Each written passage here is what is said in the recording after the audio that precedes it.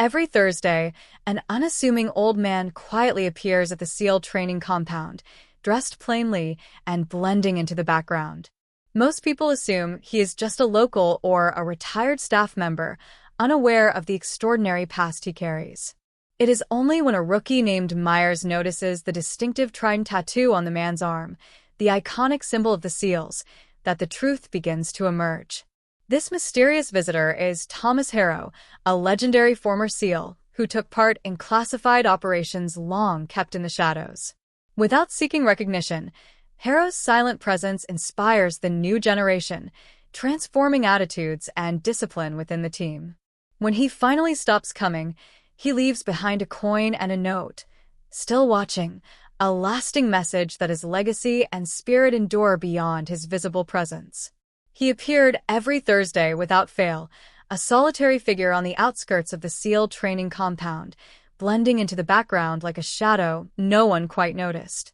His worn flannel shirt, faded cap, and weathered boots told a story of years lived hard, yet he said nothing, moved little, and kept himself. To the recruits grinding through mud, scaling walls, and shouting orders, he was invisible, a relic, maybe a retired janitor or just some curious local who had wandered too close to a place where discipline reigned supreme. But beneath that quiet exterior, something about him held a weight that subtly shifted the atmosphere. In the relentless cadence of drills and exhaustion, his stillness was an anomaly, a silent witness to every grunt and falter. No one asked who he was, and he never offered an introduction. His presence alone was an unspoken challenge, a reminder that history lingered here, watching. This old man was not simply passing time. He was waiting, observing, connected to the soil and sweat of the compound in a way only those who had truly walked its hardest paths could be.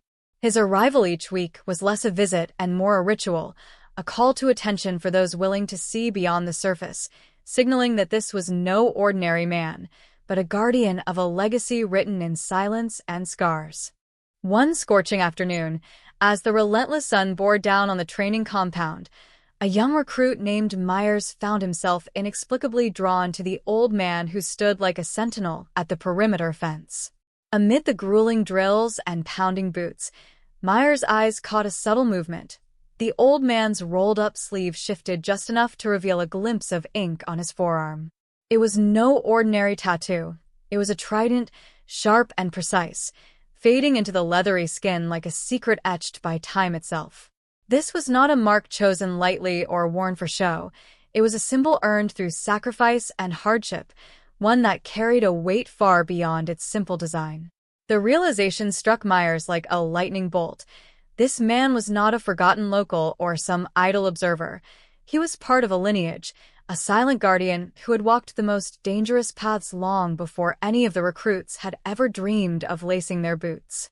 The tattoo was a key, unlocking a hidden chapter of history that the compound's walls had never spoken aloud. From that moment, Myers' perception shifted.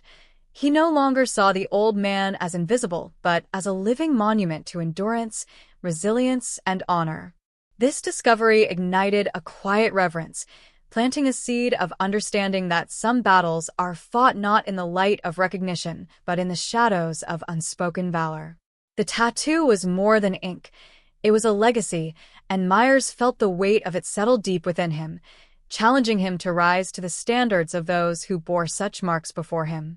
As the days turned into weeks, the presence of the old man at the edge of the training compound began to weave itself into the fabric of the recruits' daily lives, not as a spectacle, but as an unspoken truth. His silence spoke volumes, commanding a respect that transcended words and ranks. The instructors, seasoned warriors themselves, recognized something intangible yet profound in his steady gaze and unwavering stance. It was as if the very air shifted whenever he was near, a quiet gravity pulling at the hearts and minds of those who trained relentlessly under the scorching sun. One by one, without commands or ceremonies, the instructors began to acknowledge him with subtle gestures, a pause in their drills, a softened tone, a lingering glance filled with understanding. The recruits, though initially oblivious, started sensing the change too, straightening their posture and tightening their focus whenever they passed near his watchful silhouette. This silent reverence grew until one day, a line of instructors formed spontaneously along the fence, standing at attention not out of obligation, but because some presences demand acknowledgement beyond formalities. The old man's faded trident tattoo became a symbol not just of past valor, but of a legacy that challenged every trainee to carry forward the weight of honor and duty. In that unspoken moment, the compound was transformed, not by speeches or medals, but by the invisible threads of respect, memory, and the quiet power of a warrior who had come not to be celebrated, but to remind. This was the hero's quiet call to the next generation, a call to rise, to endure, and to never forget the cost of what they sought to become.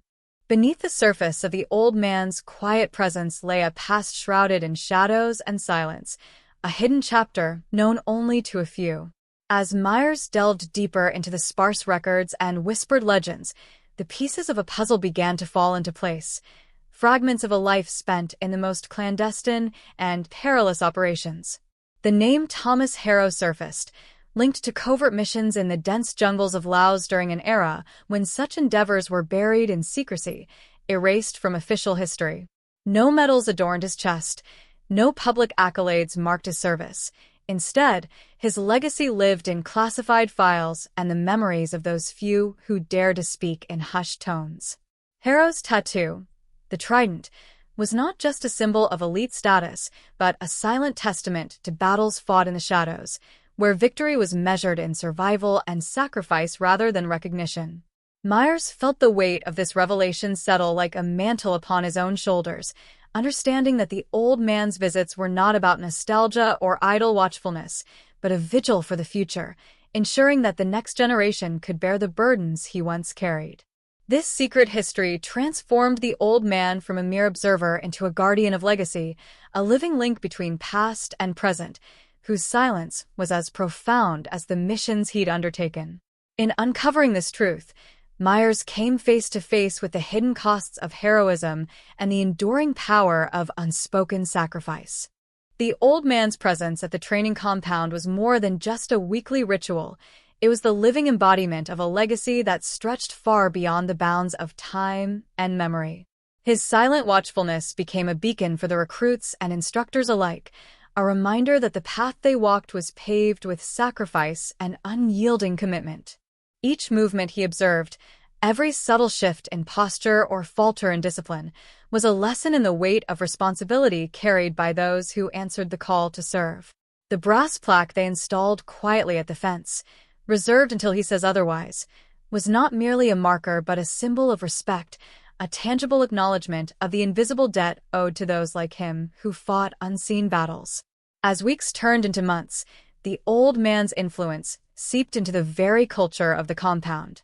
Recruits found themselves driven not just by orders or drills, but by the silent example etched into their consciousness by the faded trident tattoo and the unwavering gaze behind the weathered cap.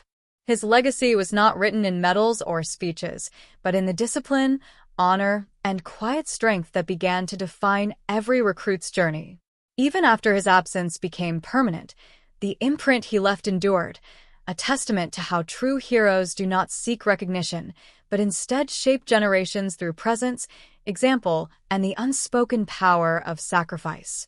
Through this enduring influence, the old man's story became a guiding light, a call to rise beyond individual glory and embrace a cause greater than oneself, forever echoing in the hearts of those who walk the demanding path of the warrior.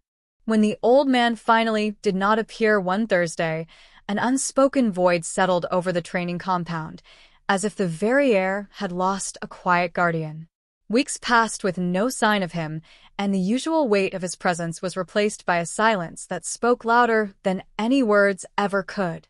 Yet, it was not absence but the subtle, deliberate leaving that revealed his final lesson.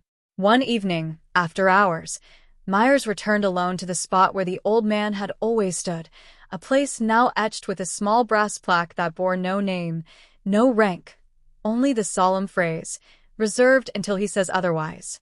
It was there, taped gently to the back of that plaque, that Myers found an envelope marked simply with his name. Inside lay a worn, heavy coin, its face etched with the same trident tattoo that had first caught his eye. The coin carried no inscription, only a silent reminder, still watching. In that moment, Myers understood that this was not a farewell but a passing of the torch, a call to carry forward the unseen burdens, the quiet discipline, and the unspoken courage of those who came before. The old man's departure was not an end but a beginning, a final act of trust in the next generation to uphold the legacy forged in silence and sacrifice. His message echoed without sound, teaching that true valor need not be proclaimed but simply lived, and that sometimes the greatest stories are the ones left untold, whispered only through the weight of presence and the strength of memory.